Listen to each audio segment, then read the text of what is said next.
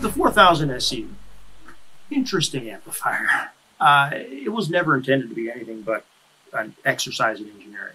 We built them in very limited numbers. It was a limited edition. If you needed a 4000 watt pure sound quality amplifier with triple digit distortion numbers and huge dampening factor, that was your only go-to. So to be clear, it wasn't like a standard like No, 4000 like what you see out there, the other high wattage amplifiers. This was something special. It was our signature edition amplifier. It typically produced 0.005% distortion at 4000 watts at 1 ohm with damping factors over 1000. It was incredible. It was the best 4000 watt SQ amplifier on the planet. It was the only 4000 watt SQ monoblock on the planet. So what would you use something like that for? I mean, realistically. Realistically, yeah. See, that's where things get interesting. It was a fantastic amplifier. It sounds amazing.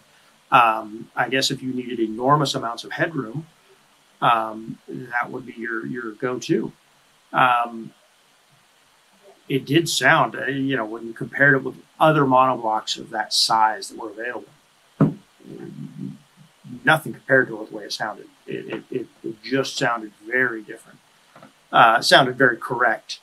It was fully regulated, so when you put it in the car and you hooked it up to batteries, it actually worked.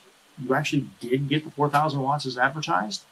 You didn't have to build some ridiculous electrical system to make it work. That was kind of a benefit.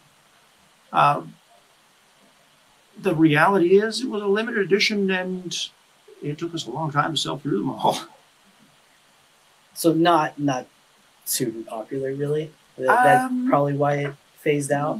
Much like me, it was kind of hard to find the right person who wanted or needed that amplifier. They were a beast. They were very much, one-off. Each one was one-off built, had a lot of hand craftsmanship in them. They were big. They were dangerous. If you touched the wrong spot inside, it definitely ruined your day. I bet 4,000 watts coming through. The high voltage rails, it was a 3-rail class GH, if anybody has read up on our GH technology. It was a 3-rail class GH, and the high voltage rails were plus and minus 100 volts DC. So if you licked your fingertips and touched the wrong spot on the board, you got hit by 200 volts DC. Not a fun time. The little skull and lightning bolts in there were not a joke. Right on. So what do you think the chances are of something like that ever coming back?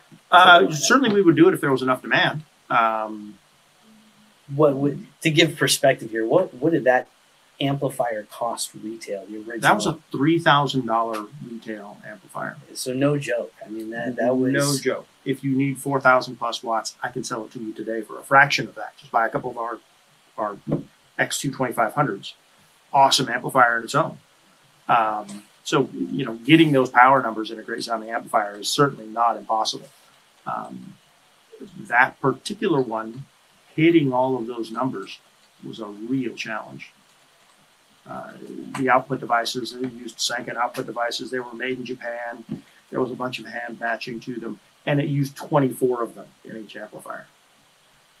If you had an amp that had 4 of them per channel, it would be ridiculously big. So it was just totally over the top. So from our conversation earlier, just to let everybody know, there is kind of an updated version that's in development, but isn't necessarily going to get produced unless there's demand for it. So there were 10 versions, different prototypes made of that particular amplifier, and it went to production at Rev 10. We have a Rev 11 on paper. We've just never built it. There just hasn't been the demand. You see these things pop up on eBay, used every once in a while. We still fix them. We still service them.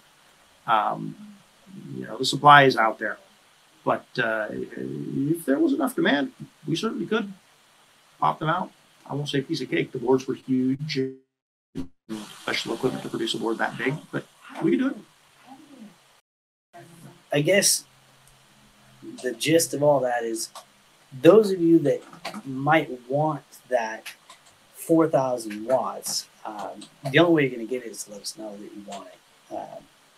Maybe we can start a list. I mean, if you're really interested in it, give us a call. We'll get you on the list. If we get enough interest in it, then who knows? Maybe we'll produce it again.